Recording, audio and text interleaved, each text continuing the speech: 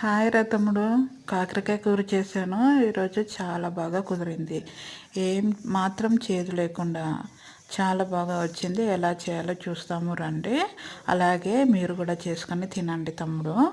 ఇక ఎలా చేయాలంటే ఫస్ట్ కాకరకాయలని చూపిస్తున్నట్టుగా ఇలా నిలువుగా కట్ చేసుకొని కాస్త ఆయిల్ వేసుకొని అందులో ఫ్రై చేసుకోవాలి. కాస్త పచ్చివాసన పోయే వరకు ఫ్రై చేసి పెట్టుకుంటే కాస్త నోటికి కమ్మగా ఉంటుంది. తర్వాత అదే ఆయిల్లోనే జీలకర్ర ఆవాలు, ఆనియన్స్ చిన్నగా కట్ చేసి పెట్టుకున్నటువంటి ఆనియన్స్ వేసి బాగా చక్కగా వాటిని కూడా వేయించుకోవాలి. అవి వేగిన తర్వాత అందులోనే టమాటా ముక్కలు కూడా వేసి వేయించుకోవాలి. అవి వేగిన తర్వాత అందులోనే పసుపు, ఉప్పు, అల్లం వెల్లుల్లి పేస్ట్ వేసి పచ్చి వాసన పోయే వరకు చక్కగా వేయించుకోవాలి. వాటన్నిటికీ మంచి రంగు వచ్చిన తర్వాత మనము ముందుగానే కాకరకాయలు వేయించి పక్కన పెట్టుకున్నాం కదా, ఆ కాకరకాయలు వేసి అందులో బాగా మిక్స్ చేసుకోవాలి.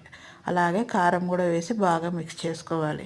ఇప్పుడు చూస్తున్నావు కదరా తమ్ముడు, ఆ పౌడరు పప్పుల పొడి, ఓన్లీ పప్పులు కాదు, ఉద్దిబ్యాళ్ళు, శనగబ్యాళ్ళు, జీలకర్ర, ధనియాలు ఇవన్నీ కలిపి వేయించి పొడి కొట్టాను. అది వేస్తే చాలా బాగుంటుంది.